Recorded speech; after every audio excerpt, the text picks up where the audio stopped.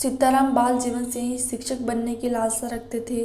शिक्षक बनकर उनका लक्ष्य एक सुखमय व आनंदमय जीवन जीना नहीं था, बल्कि वह शिक्षक बनकर स्वयं को संस्कारित रखकर बच्चों को भी संस्कारवान बनाना चाहते थे। अपने जीवन लक्ष्य को लेकर उन्होंने अपना अध्ययन जारी रखा। अपने विद्यार्थी जीवन में भी धर्म, करुणा, बड़ों का आदर, नैतिक गुणों से जोड़े रखा। चरित्र जीवन की अमूल्य धरोहर है।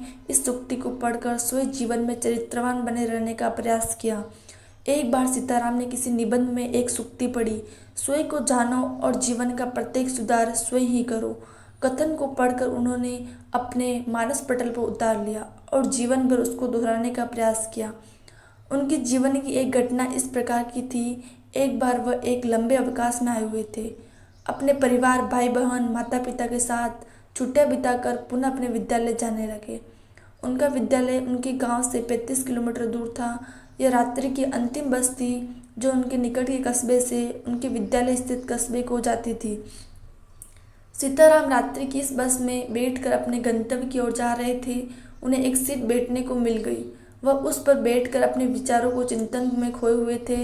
वह अपने विचारों, रास्ते चलते, सफ़र करते, संस्कारिक पक्ष को खोजते रहते थे। जहाँ कहीं उन्हें अवसर मिलता वह अवश्य अपना संस्कार पक्ष रख देते। इस बस में भी वह कुछ ऐसा ही हुआ। चिंतन में खोए हुए थे। बस में सीताराम 2 सीटों वाली सीट पर बैठे हुए थे। उनकी दाएं और दूसरी तरफ की सीट 3 सीटों वाली सीट पर एक महिला अपने 2 बच्चों के साथ बैठी हुई थी। महिला की पोशाक, बाहरी हाव भाव ये बता रहे थे कि महिला अवश्य किसी शिक्षक व धनी परिवार से हैं। बच्चों के साथ उसका पूरी सीट को घेर कर बैठना सीताराम को बहुत अच्छा नहीं लग रहा था। वह सोच रहे थे कि यदि अन्य को असहाय सवारी बस पर चढ़ेगी तो वह उससे बच्चों को गोद में लेकर उस व्यक्ति को सीट देने के लिए अवश्य कहेंगे, ताकि अन्य व्यक्ति को भी आराम मिल सके और यात्रा सुलभ हो सके। उस बस में उनके अन्य बहुत से परिचित लोग थे।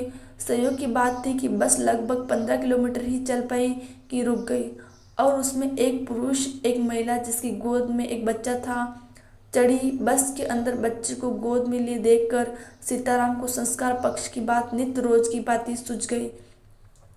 उन्होंने पास की सीट पर बैठी उस धनी महिला के एक बच्चे से कहा कि बेटा आओ, मेरी गोद में बैठ जाओ और यह सीट इनके लिए दे दो।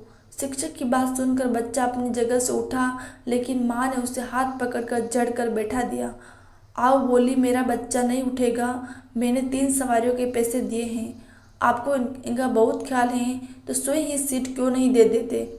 सीताराम को अपनी भूल का बोध हो गया कि जो काम हम दूसरों से करना चाहते हैं वह पहले स्वयं ही करें।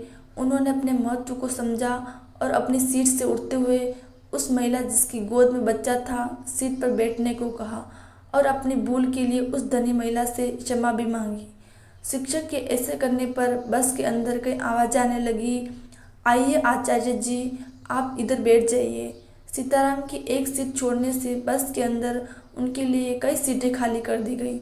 वास्तव में सीताराम को उस क्षण अपना महत्व समझ आ गया और बहुत समय पहले पढ़ी सूक्ति को दोहराया, स्वयं को जानो, जीवन का प्रत्येक सुधार स्वयं करो। शिक्षा, पहले खुद को सुधारे, फिर दूसरों को सुधारने की दे शिक्षा। धन्यवाद।